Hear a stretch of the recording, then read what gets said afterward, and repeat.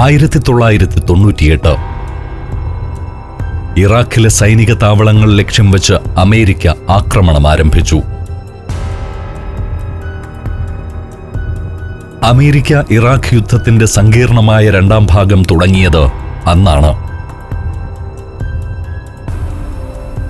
1991 Iraq Kuwait യുദ്ധത്തിന് ശേഷം ഇതാദ്യമായാണ് ഇറാഖിന്റെ മണ്ണിൽ അമേരിക്കയുടെ ബോംബുകൾ വന്നു പതിക്കുന്നത്.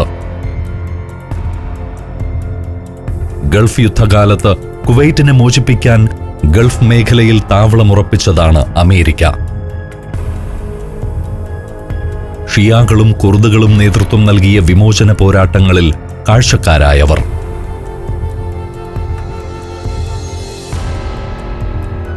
സദ്ദാം ഹുസൈന്റെ ക്രൂരമായ മനുഷ്യക്കുരുതികളെക്കുറിച്ച് ലോകത്തെ അറിയിക്കുന്ന ഒരു ഏജൻസിയെപ്പോലെയായിരുന്നു അമേരിക്കയുടെ പ്രവർത്തനം.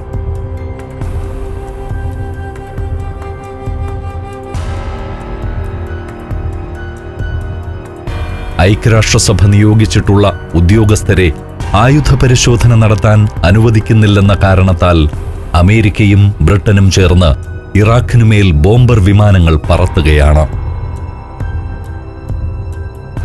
ഒന്നാം പേർഷ്യൻ യുദ്ധം അവസാനിപ്പിച്ചുകൊണ്ട് രൂപപ്പെടുത്തിയ വെടിനിർത്തൽ കരാറിൽ 2 പ്രധാന നിബന്ധനകളാണ് ഇറാഖിന് മുന്നിൽ വച്ചിരിക്കുന്നത്. ഒന്നാമത്തേത് ആയുധ പരിശോധനയുമായി ബന്ധപ്പെട്ടതാണ്. ഇറാഖിലെ ചില സ്ഥലങ്ങൾ വ്യോമ നിരോധന മേഖലയായി പ്രഖ്യാപിച്ചുകൊണ്ടുള്ളതാണ് രണ്ടാമത്തേത്. വടക്കും തെക്കുമുള്ള കുർദ് ഷിയ മേഖലകളിൽ കൂടി വിമാനങ്ങൾ പറത്താൻ ഇറാഖിന് അനുവാദമില്ല. എന്നാൽ ഈ മേഖലയിൽ കരാറനുസരിച്ച് അമേരിക്കയ്ക്കും ബ്രിട്ടനും ഫ്രാൻസിനും നിരീക്ഷണ പറക്കൽ നടത്താം.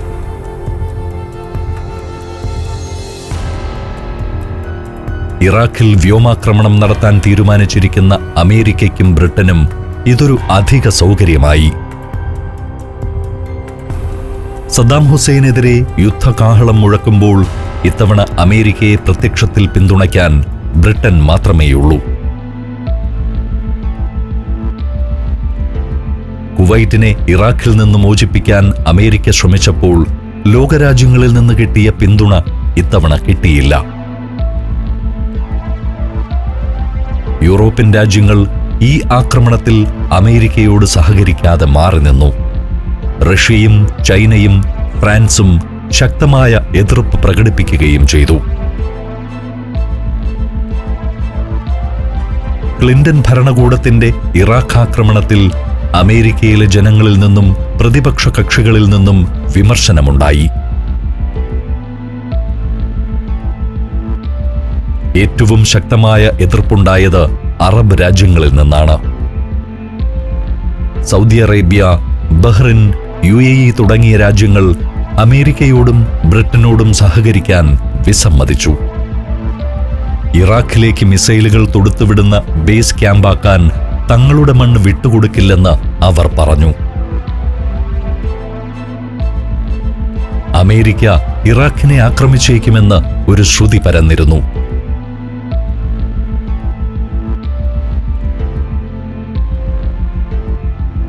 കുവൈറ്റ് മാത്രം ഇക്കാര്യത്തിൽ അമേരിക്കയെയും ബ്രിട്ടനെയും പൂർണ്ണമായും പിന്തുണച്ചു.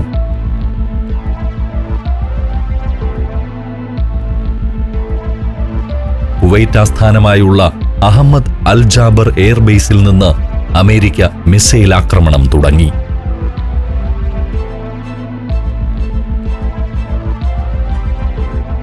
ഇന്ത്യൻ മഹാസമുദ്രത്തിലെ ബ്രിട്ടീഷ് അധിനിവേശ ദ്വീപായ ഡിയാഗോ ഗാർഷിയയിൽ നിന്നും അവരാക്രമണം തുടർന്നു.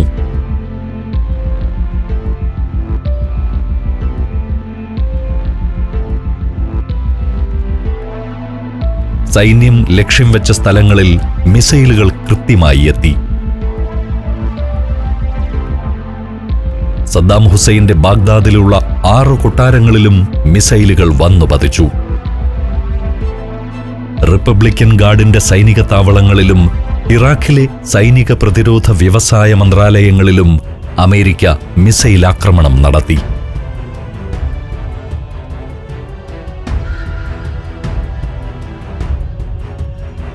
അമേരിക്കയ്ക്കൊപ്പം ബ്രിട്ടീഷ് എയർവേസിന്റെ യുദ്ധവിമാനങ്ങളും ആക്രമണത്തിൽ പങ്കെടുത്തു.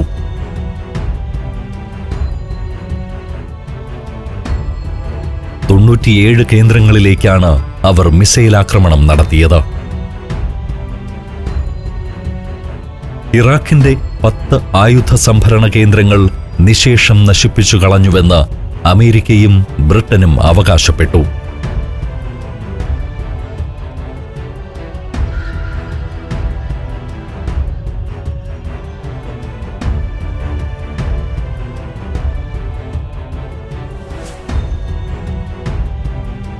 മൂന്ന് ദിവസം നീണ്ടുനിന്ന ആക്രമണം അവസാനിപ്പിച്ചുകൊണ്ട് ഓപ്പറേഷൻ ഡെസേർട്ട് ഫോക്സ് ലക്ഷ്യം നേടിയതായി ബിൽ ക്ലിന്റൺ പ്രഖ്യാപിച്ചു.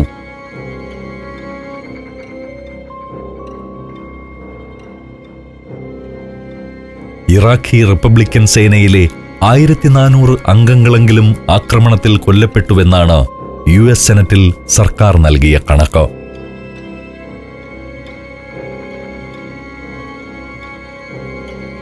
എന്നാൽ ഇറാഖ് ഈ കണക്കുകൾ നിഷേധിച്ചു. കാര്യമായ കേടുപാടുകളൊന്നും സൈനിക താവളങ്ങൾക്ക് സംഭവിച്ചിട്ടില്ലെന്നാണ് ഇറാഖ് പറഞ്ഞത്. അമേരിക്കയുടെ ആക്രമണത്തിൽ 62 ഇറാഖി സൈനികർ കൊല്ലപ്പെട്ടെന്നും 180 പേർക്ക് പരിക്കേറ്റെന്നും ഇറാഖിന്റെ ഉപപ്രധാനമന്ത്രി അറിയിച്ചു.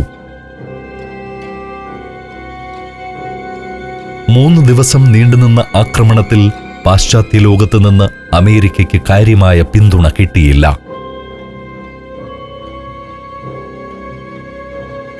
ആയിരത്തി 1991 നിന്നും വ്യത്യസ്തമായി യൂറോപ്പിലെ പല രാജ്യങ്ങളും നിഷ്പക്ഷ നിലപാടാണ് എടുത്തത്.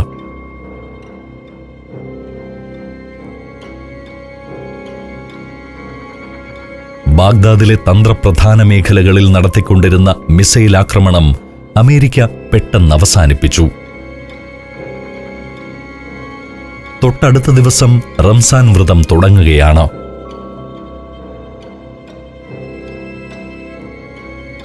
ഇറാഖിൽ സദ്ദാം ഹുസൈൻ അധികാരത്തിൽ തുടരുന്നിടത്തോളം അയാൾ സ്വന്തം ജനതയ്ക്കും ദേശത്തിനും ലോകത്തിനും ഭീഷണിയായിരിക്കും.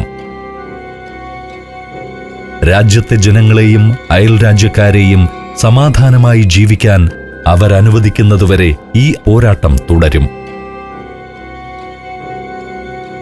ആക്രമണം അവസാനിപ്പിച്ചുകൊണ്ടുള്ള പ്രഖ്യാപനത്തിൽ ക്ലിന്റൺ പറഞ്ഞവസാനിപ്പിച്ചു.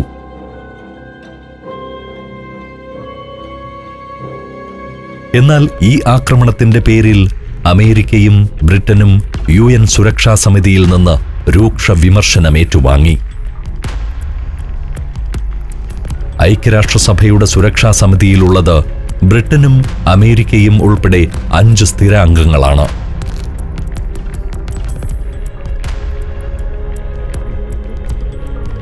റഷ്യയും ഫ്രാൻസും ചൈനയുമാണ് മറ്റു 3 രാജ്യങ്ങൾ. ഇറാഖിനുമേൽ 1991 മുതൽ ഏർപ്പെടുത്തിയിരിക്കുന്ന സാമ്പത്തിക ഉപരോധം ഐക്യരാഷ്ട്രസഭ പിൻവലിക്കണമെന്ന് ഇവർ മൂവരും ശക്തമായി ആവശ്യപ്പെട്ടു.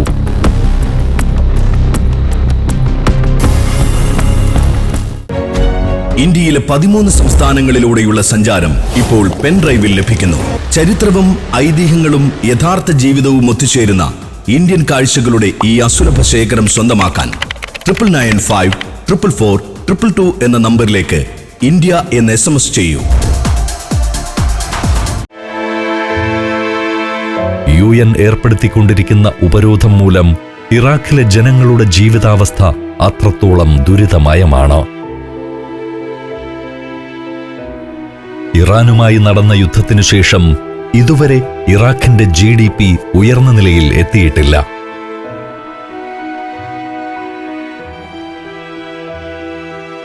ഒടുവിൽ ഇറാഖിൽ രൂക്ഷമായിരുന്ന പട്ടിണിയും രോഗങ്ങളും നിയന്ത്രിക്കാനായി ഒരു മാർഗം ഐക്യരാഷ്ട്രസഭ മുന്നോട്ടുവച്ചു. ഉപരോധം പിൻവലിക്കാതെ തന്നെ പ്രശ്നം പരിഹരിക്കാൻ പറ്റുന്ന ഒരു പോംവഴി. എണ്ണയ്ക്ക് പകരം ഭക്ഷണവും മരുന്നും നൽകാമെന്നാണ് നിർദ്ദേശം. സദ്ദാം ഹുസൈൻ ആ നിർദ്ദേശത്തെ പാടെ തള്ളിക്കളഞ്ഞു. എന്നാൽ സ്ഥിതി രൂക്ഷമായപ്പോൾ എണ്ണയ്ക്ക് പകരം ഭക്ഷണം എന്ന വ്യവസ്ഥ ഇറാഖിന് അംഗീകരിക്കേണ്ടതായി വന്നു. 1997 മാർച്ചിൽ ഭക്ഷണവും മരുന്നുകളുമടങ്ങിയ ആദ്യ കപ്പൽ ഇറാഖിന്റെ തുറമുഖത്തെത്തി.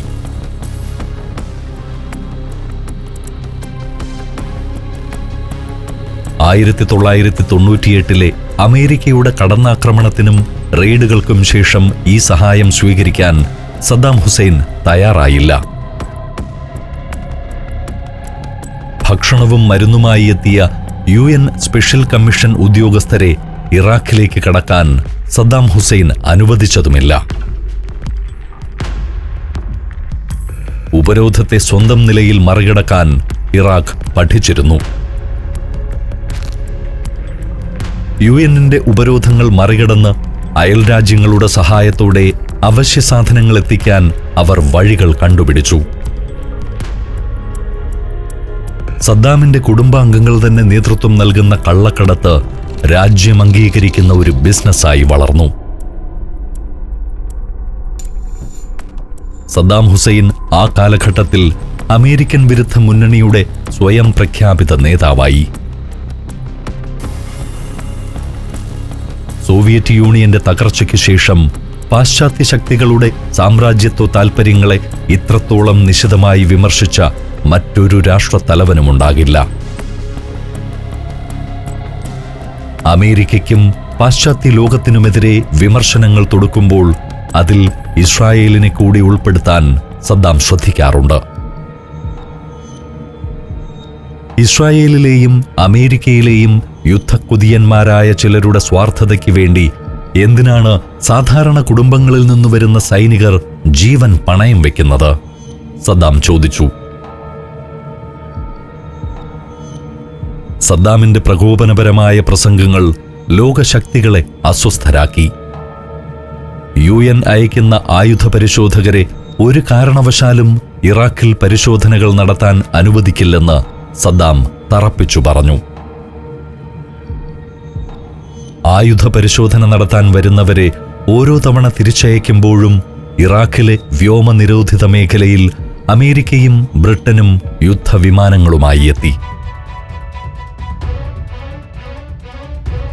അവർ ഇറാഖിലേക്ക് മിസൈലുകളും ബോംബുകളും അയച്ചു.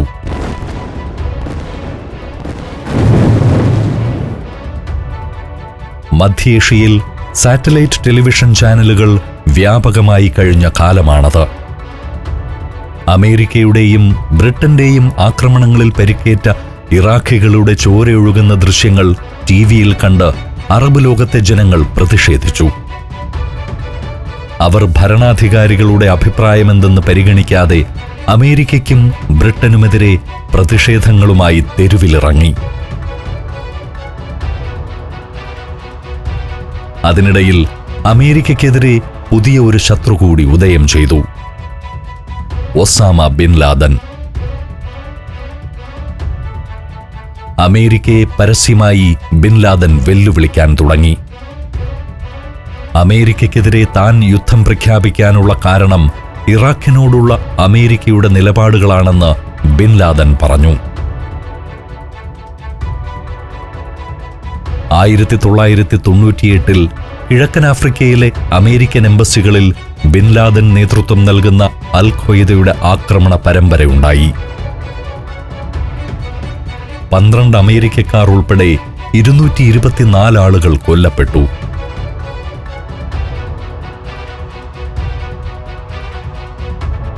ആ സംഭവത്തോടെ ബിൻ ലാദനെ ജീവനോടെയോ അല്ലാതെയോ പിടികൂടാൻ പ്രസിഡന്റ് ബിൽ ക്ലിന്റൺ ഉത്തരവിട്ടു. ഒളിവിൽ പ്രവർത്തിക്കുന്ന ബിൻ ലാദന് വേണ്ട ഒത്താശകൾ ചെയ്യുന്നതിൽ പ്രധാനി സദ്ദാം ഹുസൈനാണെന്ന് അമേരിക്ക ആരോപിച്ചു.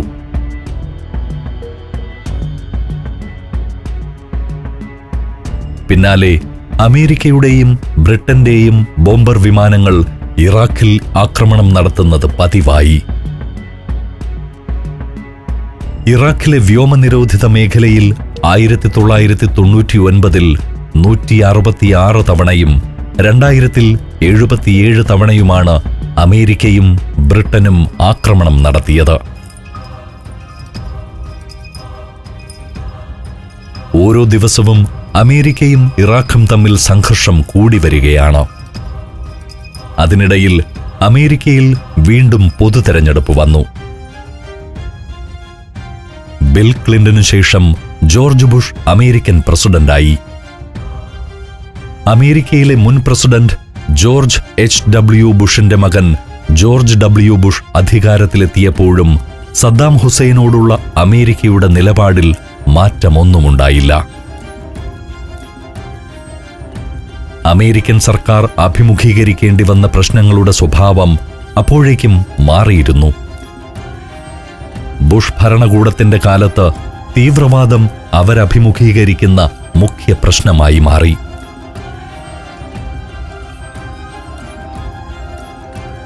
2001 സെപ്റ്റംബർ 11 അമേരിക്കയെ മാത്രമല്ല ലോകത്തെയാകെ വിറപ്പിച്ചുകൊണ്ട് ന്യൂയോർക്ക് സിറ്റിയിൽ സ്ഥിതി ചെയ്യുന്ന വേൾഡ് ട്രേഡ് സെന്ററിലേക്ക് 2 വിമാനങ്ങൾ ഇടിച്ചു കയറി. ആകാശത്തേക്ക് ഉയർന്നു നിന്ന 110 നിലകളുള്ള ആ കെട്ടിടങ്ങൾ നിമിഷനേരം കൊണ്ട് തവിടുപൊടിയായി.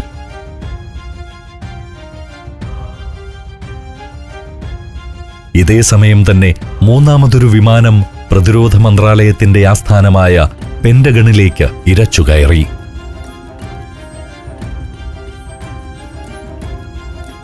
നാലാമതൊരു വിമാനം പെൻസിൽവേനിയയിലെ പാടശേഖരത്തിൽ തകർന്നു വീണു. 4 വിമാനങ്ങളും തീവ്രവാദികൾ റാഞ്ചിയെടുത്ത അമേരിക്കൻ യാത്രാ വിമാനങ്ങളായിരുന്നു. 4 എണ്ണത്തിലും യാത്രക്കാരുണ്ടായിരുന്നു. 4ാമത്തെ വിമാനം വൈറ്റ് ഹൗസിനെ ലക്ഷ്യം വച്ചാണ് നീങ്ങിയത്. എന്നാൽ യാത്രക്കാരുടെ ശക്തമായ ചെറുത്തുനിൽപ്പിനെ തുടർന്ന് അത് പാതിവഴിയിൽ തകർന്നു വീഴുകയായിരുന്നു. ഔദ്യോഗികമായ കണക്കനുസരിച്ച് ഈ ആക്രമണത്തിൽ വിമാനയാത്രക്കാരുൾപ്പെടെ 2985 പേർ കൊല്ലപ്പെട്ടു. അൽ ഖ്വയ്ദയോ ഒസാമ ബിൻ ലാദനോ തുടക്കത്തിൽ ഈ ആക്രമണത്തിന്റെ ഉത്തരവാദിത്വം ഏറ്റെടുത്തില്ല. എന്നാൽ പാലസ്തീൻ തീവ്രവാദ സംഘടനയായ Democratic Front for the Liberation of Palestine എന്ന സംഘടന ഉത്തരവാദിത്വം ഏറ്റെടുത്ത് ആദ്യം മുന്നോട്ടു വന്നു. പക്ഷേ സംഘടനയുടെ മുതിർന്ന നേതാക്കൾ പെട്ടെന്ന് തന്നെ അത് നിഷേധിച്ചു. യാസർ അറാഫത്ത് തന്നെ ആക്രമണത്തെ ശക്തമായ ഭാഷയിൽ അപലപിച്ചു.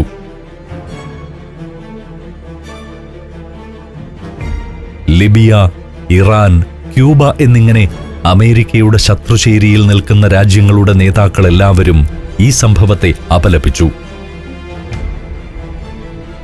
എന്നാൽ സദ്ദാം ഹുസൈൻ മാത്രം അതിന് തയ്യാറായില്ല. മറ്റുള്ള രാജ്യങ്ങൾക്ക് നേരെ അമേരിക്ക നടത്തിക്കൊണ്ടിരിക്കുന്ന അതിക്രമങ്ങളുടെ ഫലമാണിത്. സദ്ദാം രൂക്ഷമായ ഭാഷയിൽ പ്രഖ്യാപിച്ചു.